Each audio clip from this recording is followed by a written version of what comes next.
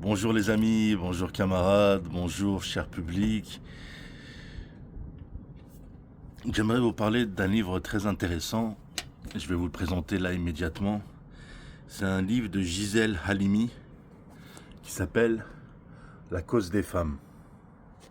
Alors on sait que les femmes, le féminisme s'est développé. Le féminisme c'est quoi? C'est la défense des droits des femmes, de son évolution, de la liberté des femmes, d'une certaine égalité entre hommes et femmes en termes de droits, en termes de devoirs. Et ce que je voudrais dire, je résume le livre comme ça et je vous conseille de l'acheter. C'est un livre très intéressant. Euh, les femmes sont en train de bâtir le monde. Euh, Jusqu'à dans les années 50, on a eu un monde où la femme était femme au foyer et où c'était les hommes qui bâtissaient la société, qui étaient les vrais acteurs, les principaux acteurs de la société à 80%. Aujourd'hui, on peut dire que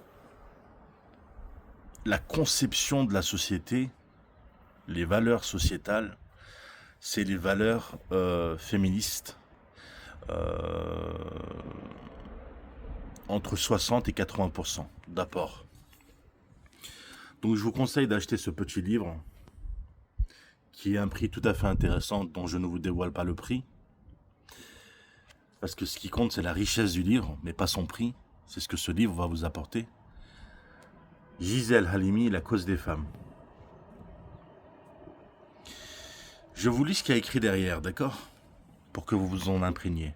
La cause des femmes, Gisèle Halimi, précédée de Le temps des malentendus, une nouvelle édition, revue, augmentée et annotée par l'autrice. Le féminisme, c'est quoi? Ça existe? Et pourquoi faire? Les femmes ont tout obtenu, répondent-ils. Et même, répondent-elles, quelquefois. Et pour quel résultat? La solitude de fond de la féminité et la déroute de nos mâles devant leurs égales. La superwoman est épuisée. Quant au commun des hommes, sans le miroir grossissant que présentait à ses exploits masculins sa compagne d'antan, il se sent réduit à moitié. Donc, grandeur nature. Les femmes ont la responsabilité d'impulser une nouvelle dynamique de changement. Enfermée dans un rôle féminin, la femme ne mesure pas à quel point son oppresseur est lui-même prisonnier de son rôle viril. En se libérant, elle aide à la libération de l'homme. En participant à égalité à l'histoire, elle la fait autre. En participant à égalité à l'histoire, elle la fait haute. Je répétais 2 fois la même chose. Cela ressemble fort à une révolution tranquille. Mais, forte et sûre de l'avenir, le féminisme vient seulement de commencer sa longue marche. Dans 20 ans, dans 100 ans, il aura changé la vie. Excellent livre. Moi, ce que je dis là-dessus, que j'ai dit plusieurs fois, c'est que le 21e siècle, c'est le siècle de la femme. C'est la révolution féminine. C'est le siècle de la femme, le 21e siècle. Euh, voilà, il faut le dire comme ça. Il y en a pour les femmes en général, la manière dont elles ont changé et évolué, il se n'est jamais produit pour aucune espèce sur Terre une telle révolution, une telle évolution, celle de la femme du 21e siècle. Même l'homme, son développement a pris... l'homme s'est développé sur plusieurs siècles. La femme, en l'espace de 50 ans, la manière dont elle s'est développée, dont elle s'est révolutionnée, tant en termes de droits, en termes de liberté, euh, en termes d'indépendance, en termes de... Voilà, la femme est libre d'exprimer ses opinions, la femme est libre de participer, euh, de bâtir la société.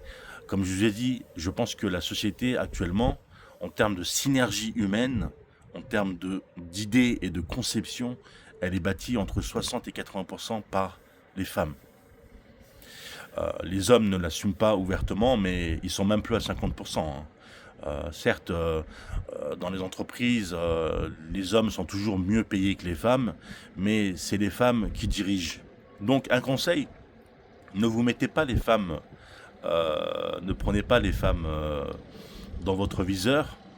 Ne vous opposez pas trop aux femmes et ne considérez pas dans une démarche machiste les femmes comme vos ennemis, comme des êtres inférieurs, euh, parce que il y a un tel féminisme, une mafia, on peut appeler ça aussi de manière caricaturale une mafia féminine, certes qui prône toujours la non-violence, mais par des méthodes abstraites, par des méthodes euh,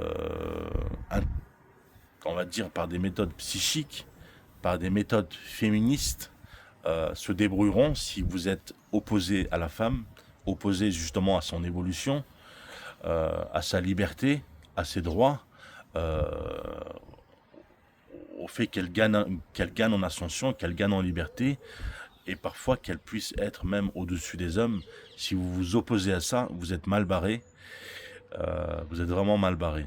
Donc voilà, les femmes, c'est, comme je le dis, c'est nos mères, ça peut être nos filles, ça peut être nos épouses, ça peut être nos grands-mères, ça peut être nos copines, ça peut être nos amis, ça peut être surtout, comme je le dis, notre maman, euh, nos tantes, nos cousines. Donc les femmes sont importantes. Prenez soin de vous. Je vous reconseille le livre de Gisèle Halimi, La cause des femmes. Allez, bon dimanche à tout le monde. Nous sommes le 23 août 2026, en direct de l'île Gargan à Lougluercine.